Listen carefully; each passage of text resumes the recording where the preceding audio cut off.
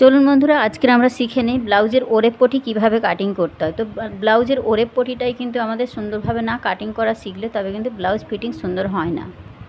তো দেখুন বন্ধুরা, এই যে আমাদের একটা যেমন কাপড়ের টুকরো নিয়েছি, এই কাপড়ের টুকরোটা আমাদের কিভাবে কাটিং করতে হবে। তো দেখুন আমাদের ঠিক এই রকম কোনাকোনি যে কাপড়টাকে টানলে যেভাবে বাড়বে, ঠিক এই রকম পজিশনে কাপড়টাকে আমাদের রাখতে হবে, তবেই কিন্তু আমাদের ওরেপ পটি কাটতে হবে। তাছাড়া সোজা কাপড়ে ওরেপ পটি কাটলে কিন্তু আমাদের ব্লাউজের ফিনিশিং সুন্দর আসবে না বা পটিটা কিন্তু সঠিক হবে না।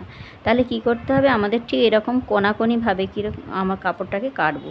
তো এরকমভাবে সোজা যদি আমরা কাটি তাহলে কিন্তু ওরেপ পটিটা ভালো হবে, আসবে না। তাহলে আমাদের কি করতে হবে, ঠিক এরকম কোনাকোনি রাখতে হবে। ঠিক যেমন কাপড়টা দেখুন টানলে বাড়ছে, ঠিক এই রকমভাবে আমাদের কাপড়টাকে রাখতে হবে। তো আপনারা চাইলে কিন্তু মাপ করে নিতে পারেন, 1 ইঞ্চি বা 1.5 ইঞ্চি মাপ নিয়ে কিন্তু চকের দাগ দিয়ে কাটিং করতে হবে। তো দেখুন ঠিক এই রকমটাই হবে।